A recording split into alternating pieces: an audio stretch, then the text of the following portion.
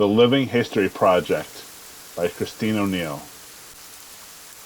One of my least favorite parts about being a middle school history teacher is the bullshit living history assignments we give at the end of every school year. Kids are supposed to sit with their grandparents and videotape, voice record, or transcribe their oldest memories for posterity, and for an easy way to bring up their GPA. I've been doing this for 17 years, and when I collected the projects this time around, I assumed they would be as dull, if not duller than usual. This had not been a particularly bright class. So I went home, poured myself a glass of wine, and prepared for a long night of I only owned 2 pairs of pants when I was your age, and my brother got beat with a newspaper for hitting a baseball into a neighbor's yard. And of course, these projects were peppered with innocent, old person comments that were so horribly sexist and racist you just had to laugh. Now, I had a girl in my class whom I will call Olivia. She was pudgy, quiet, and proved herself a consistent B student. I expected her project to be as unremarkable as her, and perhaps that's why I was so profoundly disturbed by what I witnessed that night. Olivia had submitted 2 discs for some reason. So I began with the one marked Interview. My screen hiccuped twice before a grainy image of a living room came into view. The place was a hoarder's hell. Olivia was curled up in an armchair clutching a notebook and looking like a scared animal. Across from her sat a man with a somber countenance, smoking a cigarette and staring at her expectantly. "Go ahead," a woman's voice whispered from behind the camera. Olivia's owlish eyes flashed towards the screen, then back at mine. "I am here with my great-uncle Stephen," she began almost inaudibly. "He is going to tell us about his oldest memories from being in the Army." Great-uncle Stephen looked like he'd rather be in a goddamn trench at the moment, but he waited patiently for the questions to begin.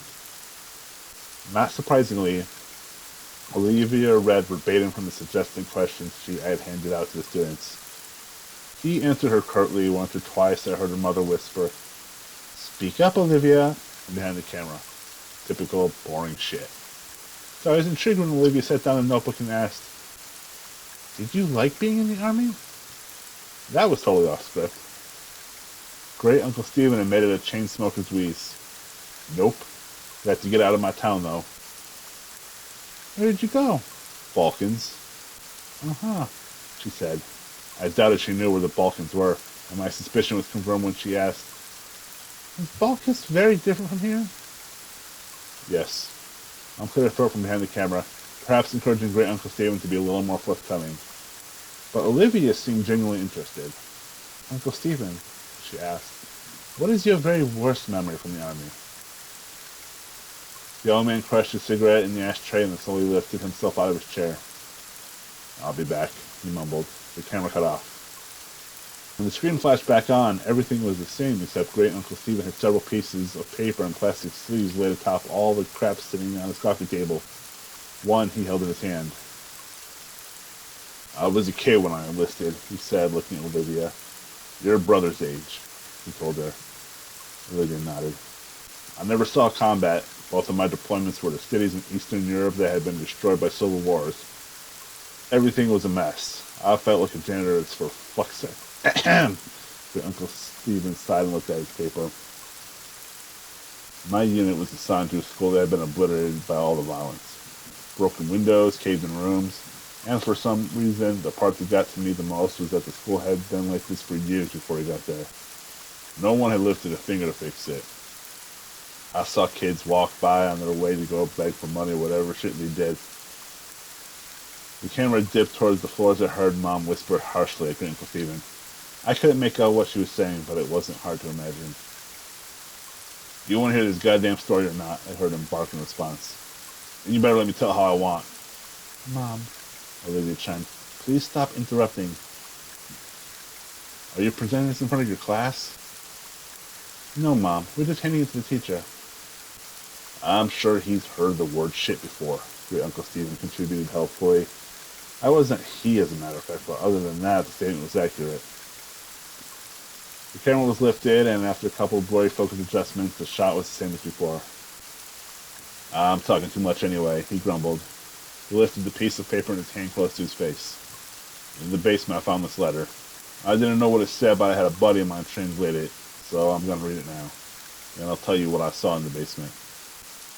Chill ran down my spine. Mom zoomed in to Great Uncle Stephen and his letter. His palsy hands trembled as he held up the paper. This is what he read. Dear Sir, I never loved my country. So many of these skirmishes are born from patriotism, a power struggle for the shards of a once great empire, but I do not care what name my home has on a map. This fighting is senseless, and I stay as far away from it as I can. It was not these attacks and disorganized violence that took the lives of my wife and child. It was illness. Mercifully, it happened quickly for the baby. Nadja suffered for longer. I watched in horror knowing I could do nothing for them. My only solace is that I was there for them every step of the way. I stopped going to work one day, and no one came after me. I doubt they noticed I was gone. Since the school was empty across the field, visible from my window, it would have been easy to go for a few hours each day and come home quickly to care for them. But what was the point? All I did was clean floors.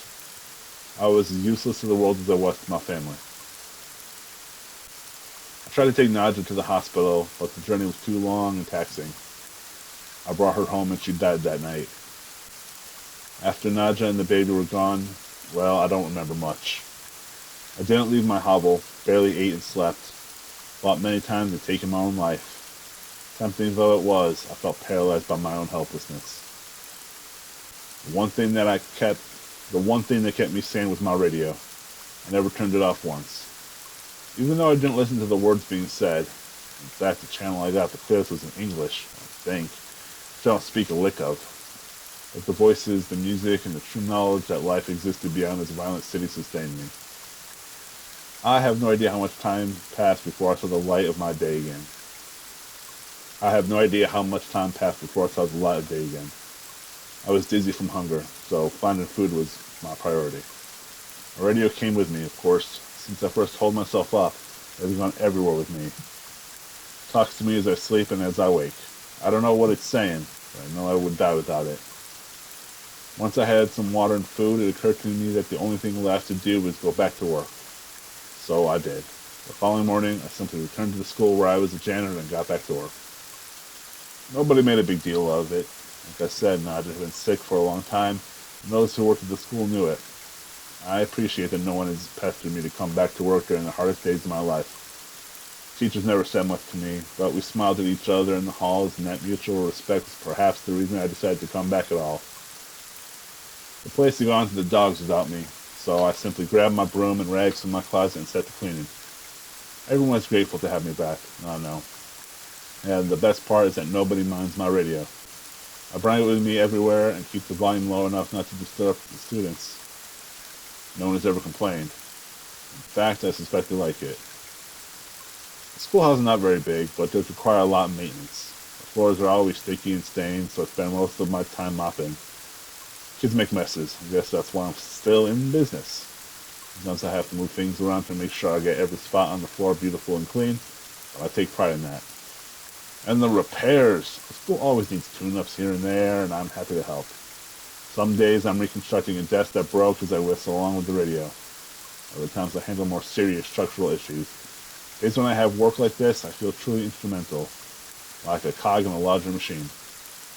How could the school survive without me? It took me a long time, but I once again feel that I have purpose. There's a larder behind the school that's full of preserved food. In lieu of payment, I'm allowed to take as much food as I need.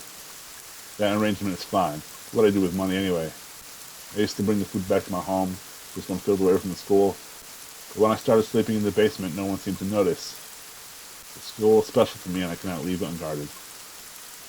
When I am besieged with memories of my wife and baby, I turn up the volume on the radio to drown out such thoughts. It works for me every time. Except this morning. Because this morning I woke up to dead silence. I frantically examined the radio to see what had happened. I honestly cannot tell you how many days in a row I have been using it. Did it simply live out its life and die naturally? I have spent the entire day trying to fix it. Most of this time I've been crying. I am losing my mind without it. I've given myself until sundown. If I cannot fix it by then, I'm going to take my life. I'm writing this because the sunlight is starting to die and I know what my fate shall be. I have thought about taking one last walk through the halls of my school, saying goodbye to the students and teachers. I know I'll be missed, but I cannot bring myself to leave this room. I cannot go anywhere knowing that my radio is dead in here. There are no more tears in me. It feels now like I can't catch my breath. I vomited what little food I had in my stomach, and I'm growing dizzy again, like I did after Nadja died. I'm not long for this world. But before I take my life, I've closed the door to this room and stuck a chair beneath the handle. It is the only room in the basement and has a small casement that lets in just enough light for me to see what I am doing. If anyone is kind enough to come looking for me, they should not be met with this gruesome sight. Perhaps they will see the door is blocked, smell my rotting body, and simply forget that I ever existed. But I have placed both my radio and this note outside the door. Kind sir, if you are reading this, I have one humble request. Please fix it. Save my radio. It did not deserve to die in its sleep, and I am ashamed that I cannot revive it. Now I'm ready to join Nadja and little Ludmila in heaven. I hope the school can find another janitor who loves and cares for it the way I do. The hour is now. Do not forget my radio. Stanislav. Mom zoomed back out. Olivia had tears in her eyes. Thank you for sharing, Uncle Stephen, Mom said, her voice choked. I think we have enough. Wait, Olivia choked. You said there's more. What did you find? Before great Uncle Stephen could open his mouth, the image disappeared. My jaw dropped. Is that it? What did great Uncle Stephen see? I probably remembered that there was a second disc. This one was unmarked, but I hoped to continue the rest of the interview. There was no video, only audio. The voice to start up was Olivia's. Hi, Miss Garrity. I'm sorry about my mom, but she refused to record the rest of what my uncle was saying. But I asked him to continue and secretly recorded the story as a voice memo on my phone. I remember you said earlier this year that history is written by the people who win wars. She sucked in her breath and commenced crying. But everyone's history is important, even if they are sad, pathetic people and not... But everyone's history is important, even if they are sad, pathetic people and even if they never won a single thing in their life. I haven't slept through the night since I finished this project, but you have to hear what my uncle has to say. There were tears in my eyes, too. The sincerity of her words is beautiful. I was also flattered that she had remembered some trite phrase I threw around because it was what my history teacher said to me. Before I got too sappy over it, the audio began again. Fine, came Mom's frustrated voice. If you want to hear the rest of the story, fine. But this is not appropriate for a school project. Let me finish, great Uncle Stephen snapped. It's too much for you. Help yourself to a snack at the kitchen. But Olivia wants to know what happened. I heard her mother mumble something and walk away. Olivia and her uncle were alone. I imagined her looking at him expectantly. So, did you find that radio? Or did it get ruined when the school got blown up? He rasped and I heard the distinct click of a letter. That letter, he began slowly, had a date on it. What date? She inquired hungrily. It was dated 2 weeks before we started rebuilding the school. Didn't you say the school had been destroyed like 2 years ago? Yes, replied great Uncle Stephen. It had been. There was silence as I felt goosebumps on my arm. The images that came to my mind were almost overwhelming to express, but great Uncle Stephen put them into words effortlessly. Clearly he had spent his whole life thinking about it. This man, this Stanislav, went to a vandalized, falling apart schoolhouse and cleaned up blood and rubble like it was spilled drinks and dust. He smiled at dead bodies in the hallway and believed they were smiling back at him because they liked his radio. He moved around corpses so he could sweep the ground under them. The roof was half collapsed, so when it rained, he must have gotten soaking wet, but was so oblivious that he didn't even feel a thing. I could hear Olivia crying steadily. I found the lottery he was talking about. It's all pickled, preserved food that probably tasted like shit. Most of the stuff was moldy. Did you see the dead body? Yes, hanging from the ceiling. But still amazingly lifelike. He wasn't rotting away. This hadn't happened years ago. Did he look peaceful? She asked, a chord of desperation in her voice. Couldn't tell you. The smell was rank, and his face was blue, and his eyes were bulging like this. I imagined him demonstrating. On the radio, Olivia wept. I heard great Uncle Stephen taking a long drag of a cigarette. It was there, all right, and it was still on.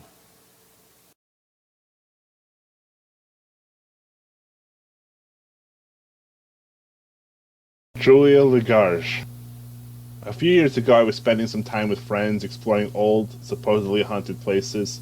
We were at the Edisto First Presbyterian Church, where a girl named Julia Lagarge was buried in her family mausoleum in 1852. People reported hearing unearthly screams time and time again, but never investigating the cause of it. 15 years later, when they opened the door to the mausoleum to inter the next family member who had died, finding her corpse huddled in the corner next to the door, arms outstretched as if still trying to find the exit. Well, my friends thought it would be a funny idea to shut the giant stone door, which was originally open, behind me and pick me up in the morning. The bastards left me there. I tried and tried using all of my strength, but I couldn't budge it. It had taken 4 people to put it in place. In the dark, I resigned myself to the night ahead of me. Now, I normally don't frighten easily, but sitting there in the relatively small place, surrounded by a looming pressure that I couldn't begin to explain, the darkness itself seemed to try to consume me.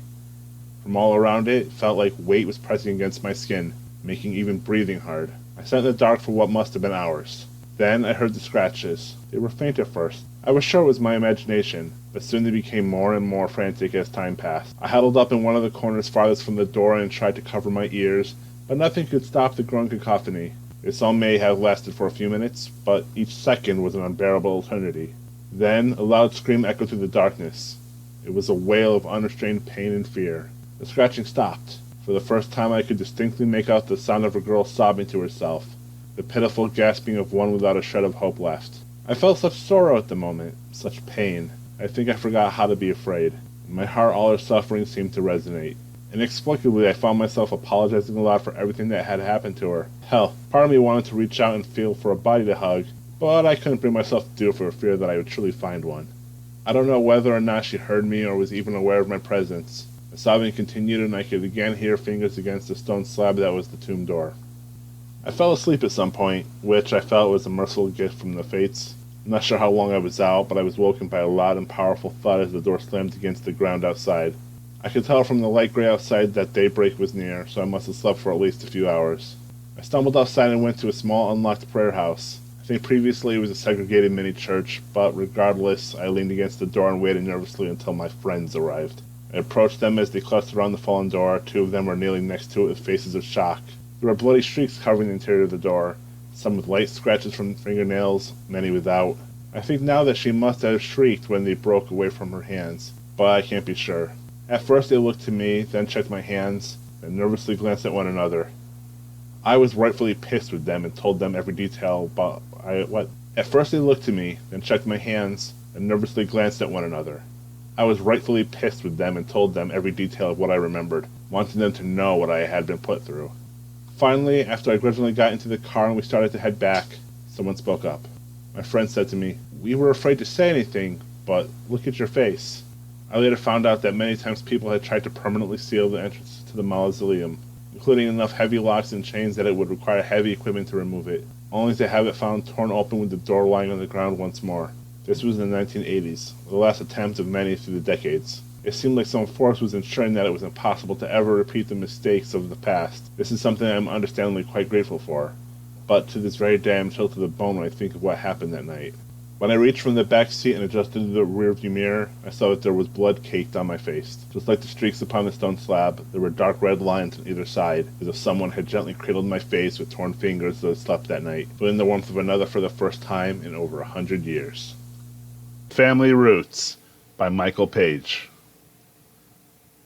Grandpa Cobalt hated letting things go, whether it was the wobbly chair he kept in his study or his favorite warped record he fell to the gramophone, looping the same groove over and over. He was a tall man with a frosty thin hairline and a nose capable of the most powerful of snores. He was a tall man with a frosty thin hairline and a nose capable of the most powerful of snores. Due to the amblyopia, his right eye was the good one, while his left eye always drifted a few degrees off. coasting its own orbit. He called it his fish eye. My grandma, on the other hand, was a short, petite woman who had a voice that never spiked or got frazzled, even if you were on the thinnest of ice. She sang hymns while she cooked, and she had love to chase me around the room so she could peck my cheeks with kisses. I always called her Gram.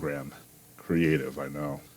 The two of them preferred the country lifestyle, occupying some patch of land amidst the back roads of Ashe County, far away from buzzing suburbs, but just close enough to the nearest grocer. I remember being 8 and thinking their house looked just like a Christmas card in the snow. An all-American salt box with dark wooden siding, a steeply pitched roof, and an old red pickup that seldom left the lot. In the years after the last holiday trip, our interactions had been limited only to brief phone conversations and the periodic seasonal wishes. My grandparents did not come to visit, and neither did we. I sometimes felt sad how close my friends seemed to be with their relatives, and, frankly, I blamed it all on the living distance between us. But the reality was, we were an estranged family, and rocky relations with my father had left seismic gaps between both parties. I never did learn all those lurid details, but I know it involved a lot of money. I was going through a rough patch in my sophomore year, from dealing with an asshole ex taking all my friends to getting into a fight with one of the worst girls in school. She had tormented me through the entire 10th grade year, and after complaining and having nothing done about it, I dealt with her myself. Fourth period chemistry, she and her snickering vultures always sat right behind me. This particular time, one of their murmurs reached me. You really think she does? I turned to look at her dead in the eye. Does what? Her lips curled into a spiteful smile. Stuff your bra. You do, don't you? Nice and loud for the whole class to hear. Next thing I knew, I had grabbed her by the hair, knocked her backwards from the desk, and jumped on her. 10-day suspension, but it felt really nice shutting her up. Worried for my mental health, my mother opted for me to stay with my grandparents for a week. Since her and Dad's divorce, she'd been working hard to rekindle the ties with her parents, and probably saw this as a way to bring some normalcy back to our family. Happy as I was to see my old folks again, it was hard not to feel just a little used. The drive from Charlotte to West Jefferson was a 2-hour stretch, 1.5 if I had gotten to drive. I like road trips though. They are always a good excuse to bust out the moleskin notebook and start sketching the scenery. Drawing was always a diversion to things. As the road eventually gave way to gravel, we reached the Saltbox house all by its lonesome, save for the old barn which occupied the same grounds, and the red pickup.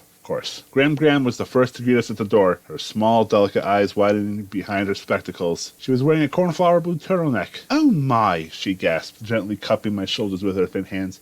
You can't be Emily, you're too tall. You got me. I'm an imposter. I laughed as we both pulled each other in a hug. Her house smelled like coconut oil. She led us through the foyer and into the immediate living room that spanned the width of the house. It oriented around a fireplace, which funneled up to a large central chimney. The interior still held its log cabin charm, from the hickory floorboards to the exposed hardwood beams of the ceiling. In the corner of the living room, sunlight glinted off the old mahogany armchair by the window. We headed into the small kitchen, its soapstone sink and aged finished cabinets still looking the same, but seemed lower down than my childhood memory recalled them. The wall still bore the sign that read, "No one is complete without the pitter-patter of rabbit's feet," complete with a rabbit's foot keychain hanging at its corner. It was an eerie feeling being back after 8 years and finding that nothing really had changed. The house was a hidey hole, untouched by time. I walked through the side door and up the L-shaped staircase to the upper floor. Above them, the long, hand-carved faces of the bearded men once again stared down at me, their wooden teeth grinning and their eyes wide with fake life. While the adults chatted downstairs, I unpacked in the guest room. The closet smelled of mothballs, which left a lasting and the nostrils effect everywhere else in the room. With my clothes stashed, I walked to the hallway and stopped at the closed door of my grandpa's study. Muffled rustling sounded from the inside. I knocked lightly against the door. That roused a busy voice from me that said, "1 sec.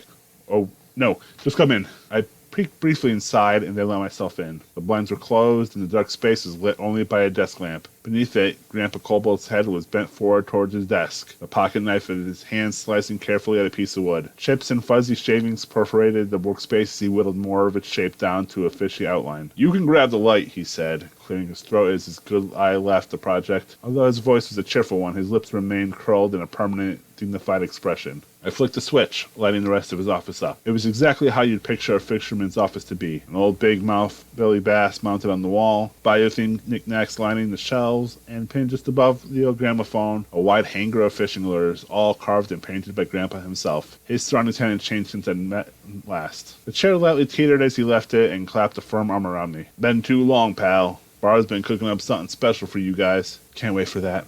I smiled and returned the embrace. My mother ended up staying for dinner before the drive home, giving us all a chance to catch up on things and to clear the air, per se. I knew that it was a big reason why she stayed, but I also knew she would never pass up a chance to sample Graham's cooking again. While Grandpa Cobalt reveled in his fishing prowess, my grandmother prided herself in one of the oldest Southern staples, comfort food. Sugar-glazed ham, sweet potato biscuits, butter cake rolls. She had certainly prepped for our visit that evening. With full stomachs, I hugged my mom goodbye and waved her off as the car rolled off the driveway and down the gritty road. As I tried to sleep that night, I could hear every so often the shy whisper of wind that sighed out of their fireplace. The next morning, after a hearty breakfast from Grandma, I decided to walk the grounds again, taking it all in a near decade later. The tire swing in their backyard still hung from the old maple tree, its insides pooled with trapped, smelly water. From there, a path with stone steps led to the garden, still sprawling with life after all these years. Straight away, I ended up at the barn. Little had changed about it, save for the evident sag in its roof from the rotting timbers. The once bright paint was now lifting and curling away from its red, weathered body. Several of the boards were peppered with holes from woodpeckers trying to get at the insects hiding in their cavities. I used to follow Grandpa around the stables as he fed the chickens and milked the cows in his crud-caked overalls, but those days were long gone now, and the barn was far past its cultivating years. I walked up to the large doors, only to find them chained shut with a padlock. "Not safe in there!" Grandpa Cobalt's voice came out of nowhere. I jumped, not even realizing he was behind me. "The old girl still has strong bones to her, but you ain't getting any sturdier.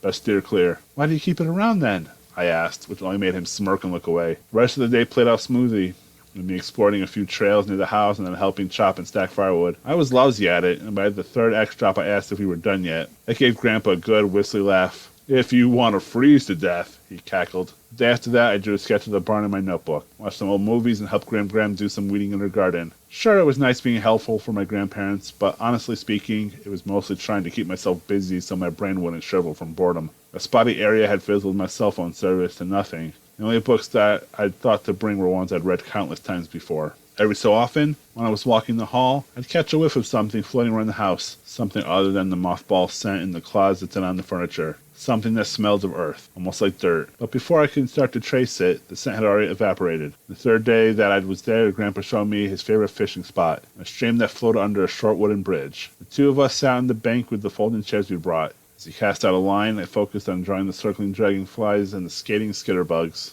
At roughly 2 a.m. that night, I awoke to the awful feeling of sweat. The room was hot, and the cottony dryness in my mouth had made it hard to even swallow. I rolled out of bed and lightly made my way down the stairs for a glass of water. A light glowed from one of the table lamps in the living room. Seated wistfully in the armchair next to it was Gram. She was in her nightgown, and my first thought was that she must have fallen asleep there. But no, she was awake. "Hello, dear. Can't sleep?" She smiled, hunched slightly forward at my presence. Clasping her hands with a jug filled to the brim with water. "No," I said dryly, clearing my throat in the process. "Just need a drink really quick." "Oh," she exhaled. "Happens to me all the time. Would you like some?" She leaned forward to offer me the jug, fingers quivering around the glass. Her expression was dull and somewhat disoriented. She was not wearing the turtleneck, and I noticed a scar at the base of her neck, circling around it like a grisly necklace. I smiled, turning down her offer. "No, that's okay." She flinched her bony shoulders. "More for me, then," and tipped the spot of the jug up to her mouth. A guttural glug, glug, glug sound escaped as she leaned her head back and forced more of it down. I watched, more stunned than anything, as her throat rippled and the neck scars flexed and relaxed. One mighty gulp after another, globs of water rolling over her chin and spotted her ground. When she finally finished, she rested the empty jug on the table and breathed, "Ho, ho, ho," taking a moment to wipe her wet lips. "Sorry about that, dear.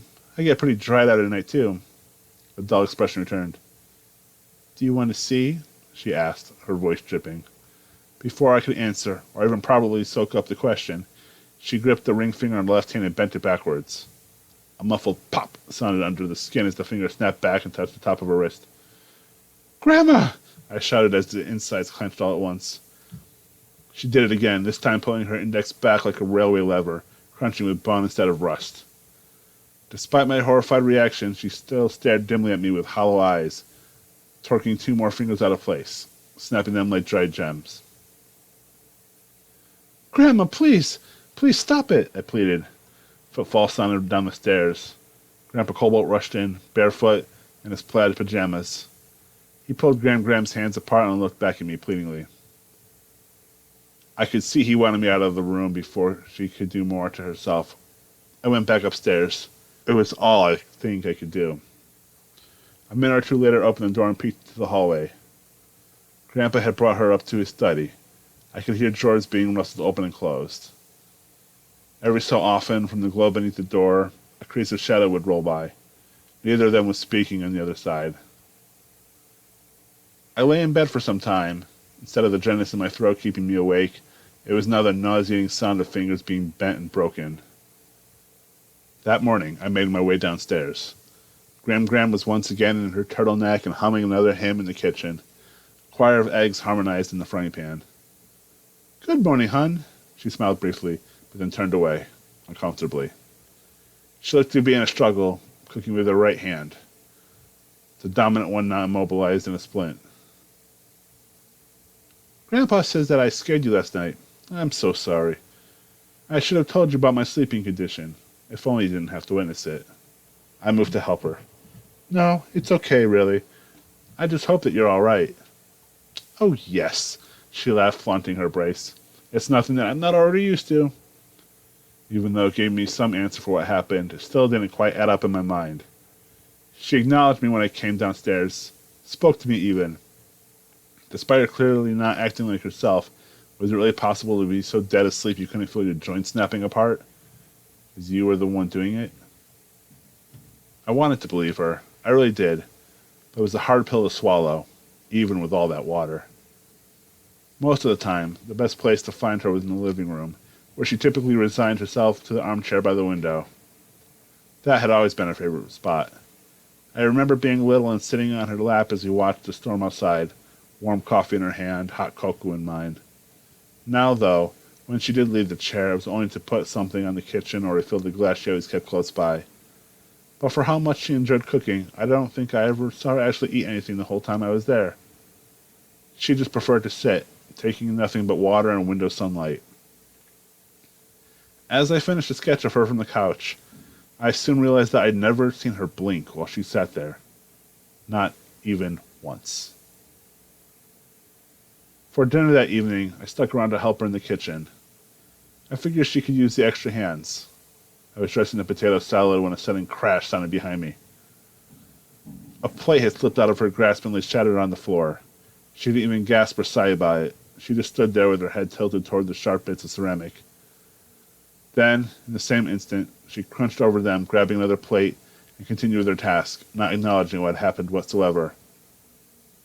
When the meal prep was finished, and after the broken plate was scooped up, we set the dinner table. Roast chicken, peas, mashed potatoes. I was starving. The back door opened and closed. Grandpa Cobalt shuffled his way in and claimed a spot at the table. "Looks good, Barb," he smiled, his good eye focused on the plate and the other admiring the wall. During dinner, I noticed Gram barely touched our plate, giving only a few courtesy prods to the mashed potatoes. I stood up to take my plate back to the kitchen. She looked up in surprise. "Where are you going?" "I'm finished. Getting pretty full here." Her brow darkened and her eyes marked me dully behind the spectacles. "Kids who do not clean their plates do not get to play. Please sit." A few measly flecks of chicken were left for me to finish. "I'm good, thanks." I laughed a bit, taking it as a joke. Her face first went slack and then all at once clenched into a crinkled mask of anger. "Clean your plate!" "Barb," Grandpa spoke up, still chewing some food. "Leave her be. She's finished. Leave it be." "It is a waste," she said fiercely, arm shaking. "A waste of good food." "Finish your own plate then." I almost shot back, but instead continued toward the kitchen. Dishes jittered, a heavy thud resounded across the table. I turned. Gram was standing up now, lips taut with anger. Her whole appearance looked different. My sweet, gentle grandma had wavered into something else, something hag-like. "I said 8, she screamed. 8, 8, 8! Each sort of spat and fueled by another pound of the table. Her glasses dropped into the potato salad. Grandpa Cobalt left his chair and moved to calm her down. I was much more angry than afraid at her outburst. I opened my mouth to tell her off, but then I saw it, the black substance running down her face. It oozed from her left ear, dripping densely down her cheek and over the curve of her chin. I thought it was blood at first, but knew. It was too sticky, too thick. Grandpa seemed to notice as well as he grabbed a napkin to wipe her face. I left through the kitchen and then out the back door to get away from the shouting. It was all too much to handle. I found an outdoor bench in their garden and sat on top of it for a while. Grandpa came out and joined me, his face floored with exhaust. "Hey," he said quietly. "I'm sorry about all of this, Emily. Your grandma's going through things, difficult things that impair her mentality. She doesn't mean it, and believe me, she's trying her best. She'll be back to her old self soon. Just give it some time. I promise." He wrapped his arms around me in a firm hug and then headed back inside, leaving me to my thoughts. I tried my best to calm down, but all I could think about was Gram and the black sap rolling out of her ear. After the incident at dinner, she did leave her bedroom. Sometimes I'd hear the whiffled groan of a floorboard or the wet sniffle of breath coming from the other side. "Is Gram okay?" I asked Grandpa in his study. "She's all right," he answered idly, his good eye trained on the newly carved fishing lure in front of him as he attached a treble hook to its rear. "Just needs some rest." "Should we take her to the hospital, just to be safe?" "No," he said vehemently, bringing his attention back to me. "I already told you, she is fine, all right?" It wasn't like I had any say in the matter, so I left it alone. But I couldn't help but feel guilty about how things were going. It was like I'd become a nuisance instead of a guest. That night, a loud thump roused me awake. I heard movement down the hall, and judging by the mutters and mannish grunts, I guessed it could only be my grandfather. He grumbled and sighed as he made his way slowly down the stairs, like he was lugging something down them. The back door opened and closed. I glanced out the window and spied his hazy outline pass through the darkness and cut across the grounds. He approached the dark silhouette of the barn, fiddled the lock at the door, and vanished inside. It was one thing to be awake at this hour, but an entirely different thing to be entering a place he deemed too dangerous to set foot in. I settled back into bed, the curiosity keeping me awake even longer. That morning I wanted to try and do something nice for Gram while I was still there. Eggs, some toast, and bacon, ever so slightly burnt. Although as far from that sort of cook she was, I figured breakfast in bed would count enough. Plate in hand, I knocked on her door. Gram, I made you some breakfast. You hungry?" No answer. I knocked slightly harder, which pushed it a smidge open, then impulsively nudged it the rest of the way. The first thing that hit me was the smell. The same earthy one I'd been catching in periodic wafts in the house, but now sharper and thicker than ever. Pungent, damp, bitter, like moldy vegetables. The second thing, which came immediately after, was that Gram was nowhere. Her bed was empty, and from the looks of it, only one side of the sheets was being used. Even the bathroom was empty. Atop her dresser, a miniature cat doll stared at me, its gray face stitched to a frown and a plastic tear drooping out of its eye. It was just me in the room, which stank of rotting soil. Something crunched under my shoe. A clumpy, sticky substance stuck to the floor. Blotches of it had dried into black, gummy droplets that started at the door and extended all the way up to the bed. Or maybe it was the other way around. I checked all around the house, the backyard, the garden, even found myself double-checking the armchair in the living room, like she'd somehow just materialized there by the window. But she was nowhere. Grandpa came back to the house and walked up the stairs. I managed to catch him on his way out of the bedroom. "Do you know where Grandma is?" I asked. Deep furrows marked the corners of his mouth. With one hand still wrapped around the doorknob, he closed the door briskly behind him. "In bed. She needs to rest." He disappeared into his study, leaving me standing there trying to digest the lie I was just fed.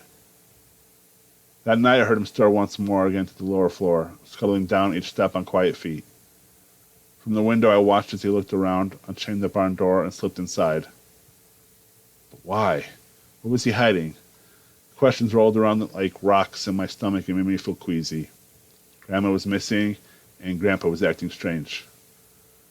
Even as I attempted to prod him for information earlier that day, he only seemed to divert from it.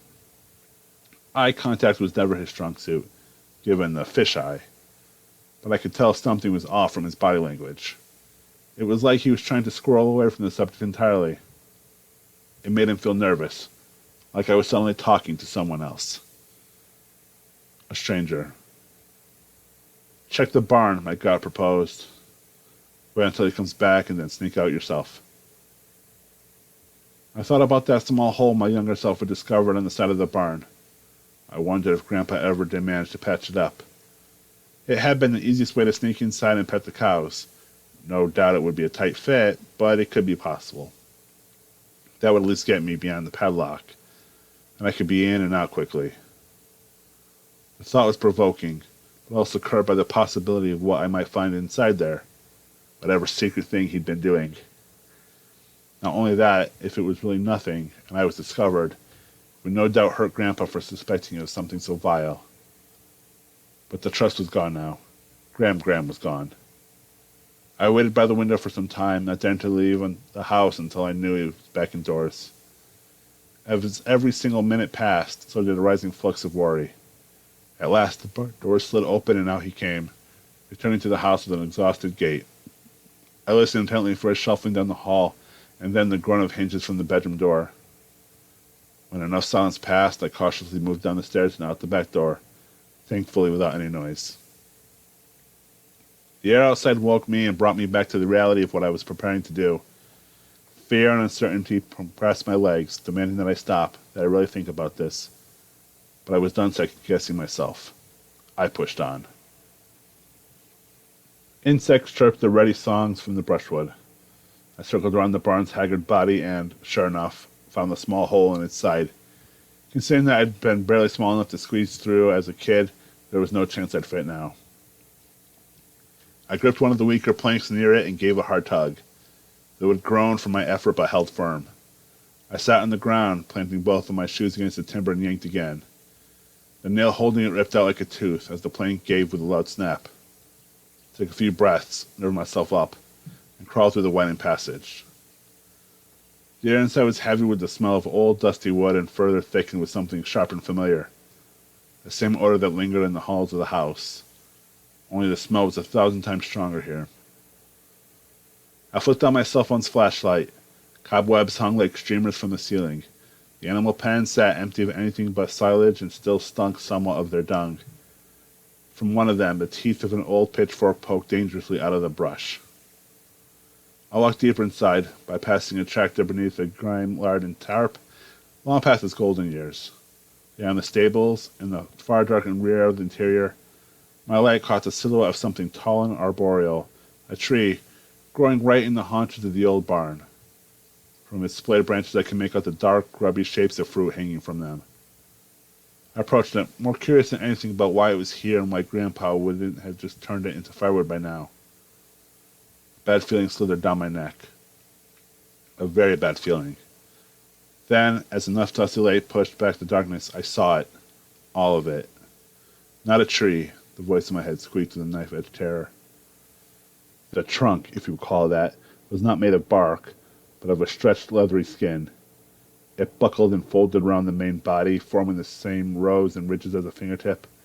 From atop its crown, thin skeletal branches, which began as stems, grew and evolved into veiny arms, human arms, with splintery fingers gripped in silent torment. The vague shapes dangling from them that I thought were fruit weren't fruit at all, but rows of wrinkled heads. Some had wisps of white hair, some had more developed features than others, and somewhere in the dim compartment of my mind, I realized something else. They all looked like Gram. The tree's long, gnarled shape reached halfway to the ceiling from the evil earth that birthed it. In its center, a distinct crater was left, as if something large had recently been carved out, something like a torso. From the patch of soil in front, someone had been hard at work digging up and exposing the roots. Boneless, atrophied legs with nubs all the way of becoming toes. A pair of them appeared to have already been cut and removed off the main stem.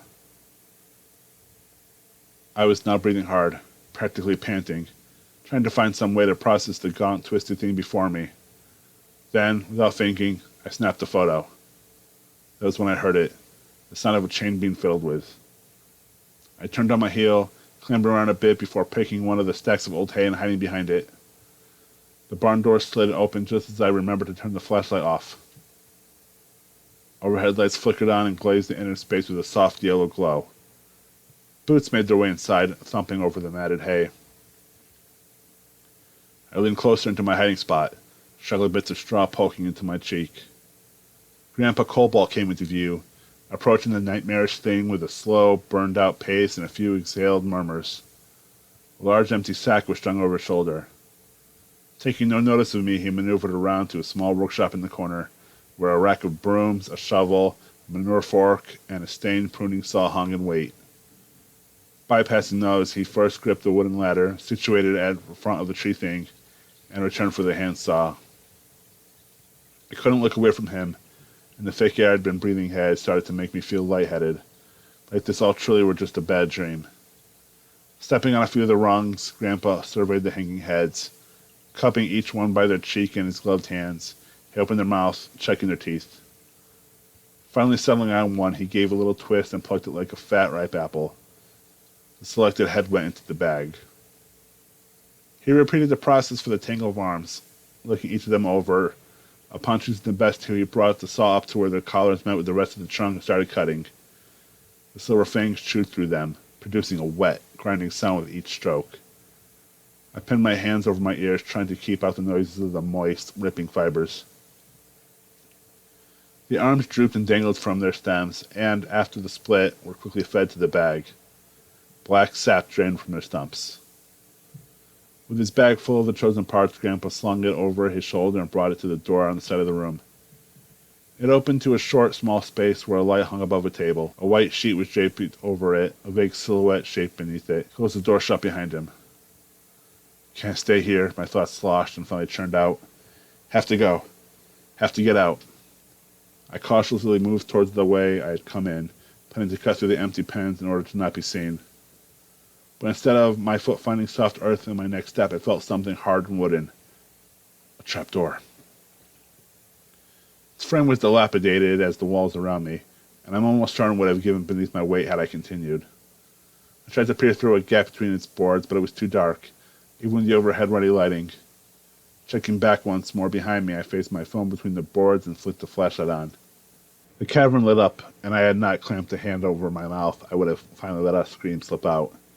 A body, no, several bodies, were down there, stacked nakedly over each other in the pit, as though dropped one at a time. Their skin was flaking like old paper, their eyes were dried in their sockets, their dry lips curled in mummified sneers and grimaces. But the worst of all was the one at the top of the pile, its white hair spilled behind it, and a splint still fitted around its bony wrist.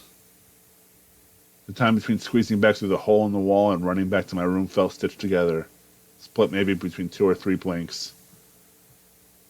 I fell against the guest room door, closing it and sank to the floor, hyperventilating with short, quick gasps. My heart flip-flopped in my chest. My mind was trying its solemn best to keep it together. I dialed my mother's cell, pointless. The signal could not reach the towers beyond the mountains. All I could do was wait for her to come and pick me up tomorrow. Then I'd tell her everything. I'd tell everyone everything. The downstairs door pulled open and the drumming of shoes drew closer. There was no lock on my door, so I made a cautious but quick crawl towards the bed and rolled the bedsheets over me. Boot heels thumped up the stairs, traveled down the hall, and stopped at my door. I held back the air in my throat and rested a hand over my thrumming chest. The doorknob jostled softly then twisted as the door inched open with a horrible, terrible groan, only partially opening. I lay still, hoping he'd see that I was asleep and move on. Then, in a voice so unfamiliar I could hardly understand it, he spoke through the crack. Delete the photos. Sharp, frigid terror shot through me and jostled my insides. I didn't move, trying to hold on to the facade that I wasn't awake. But the door didn't move, remaining open to the slit of the hallway. Did he really see me in there, or did the intel come from something else? I hovered my finger over the phone and erased the first photo, hoping to at least hold out with the second I took, the one of the bodies in the shaft. Both of them, he grunted. As I deleted the final bit of data, the door began to close, stopped, and pushed open once more. I love Barb. I hope you know that. I didn't answer. The door then clicked shut and the boots returned to the downstairs. He must have had more work to do. I looked emptily towards the window. The sun was on the rise, slowly shifting the night into a newborn dawn. I did not leave the room, even as the disco of sun finally peeped over the hills, even as the smell of delicious food wafted through the vents, even as the sound of footsteps came to and fro from the hall. Then I heard it, the sound of wheels crunching gravel outside. My mom was finally here. I rushed downstairs, planning to meet her before she even touched the doorbell. But as I reached the living room, my legs deadlocked, the familiar cold air of shock washing over me again. "Well, look who decided to join us," Gram trilled from the armchair. She was in her turtleneck, and the splint rested securely over her mending fingers. But it wasn't her. It was a collection of parts, of pieces from the tree thing, all strung together beneath that sweater. Behind the collar over her neck, I pictured a fresh ring of scars, maybe even stitches, hiding under the fabric. Were there still guts and organs within them, or more heaps of black sap? I knew this wasn't Gram, because I knew like it wasn't the same Gram I'd spent these days gardening and cooking with. It was a different one. A new one. Freshly picked and pulled together. Was my real grandmother dead? Was this some deal Grandpa Cobalt made to never lose her? A deal with the devil? Did he just wait for one to shrivel up before carving out a new one? "Are you all right, dear?" it inquired. "You're so pale. Are you hungry? Need some water, maybe?" I never knew what it truly meant to see the light leave someone's eyes, but behind those spectacles, the eyes were dead and dull, wide with fake life. A knock came at the door, prompting the thing with Gram's face to sit up. "That must be your mother. Finally come to rescue from us," it laughed. And as she pulled open the door to let my mother in, all I could do was stand there. "That isn't Gram. It's something else," I tried to say, but the words died on my tongue. A tight queasiness bubbled up my throat and made the room spin. I just wanted to leave. I just wanted to go home. Grandpa Cobalt didn't leave his study to say goodbye to us, and frankly, I wanted nothing more. From upstairs, we could hear his gramophone beginning to play. "So, how was it?" Mother asked on the drive back. I tried to tell her, to spill everything I witnessed, but the same wooziness returned and closed my throat. Needle-sharp pain filled my ears and only grew worse as I tried to push the words out. "Hey, are you okay?" my mother asked, seeing how much I was struggling. But I couldn't blurt it out, the awful, horrible images swelling in my brain. Even as I tried to write them down, the seasickness feeling intensified until I couldn't even see straight. Maybe it was something in the food, or maybe I breathed in too much of the thick, moldy air inside of that place. But one thing was certain. They had no intention of letting me reveal what I saw. Not in my whole life, not even on my deathbed. Even as I tried later to recover the photos from the barn, the files were too corrupted to fix. Lost forever. But there was something I did manage to get out on that car ride. Something that only ended up confusing my mother more. "Her splint was on the wrong hand," I said. Despite all my mom's efforts to revive our family ties, things ended up falling silent after that. No more annual check-ins or seasonal greetings from my grandparents. Time did not dull the memory of what I had seen in the barn, and, truthfully, I do not think it ever will. Visceral horror can't be erased. It can only be negotiated with. I filled up art books with it, sketching page after page of withered corpses and dark hedges made of bloody parts, eagerly awaiting harvest. What I started as a hobby of mine soon became an act of weak, pitiful defiance, a way to get the secrets trapped inside of me out. Stacks of them filled up my room. Teachers were getting frustrated. Mom started to worry. I didn't care. I only wanted to draw. I now have a therapist, and Dr. Abigail meets with me once a week for our 45-minute sessions. Even though she doesn't show it, I'm sure she gets bothered by how little I talk in them because I'm too busy drawing. Too busy finishing the piece I'm working on. "Emily," she says from a chair, one leg folded over the other, "can you tell me about that picture you're making?" I don't answer. "How about a name for it?" I stop and look up at her. Imposter. Hey everybody, thanks for watching. If you enjoyed this video, this sort of content, be sure to subscribe, hit that like button, and leave a comment below. There will be a link to this story in the description, as well as a link to my Patreon page where you can subscribe to my magazine/book collection called Enter Madness. Thanks for watching. Have a great day.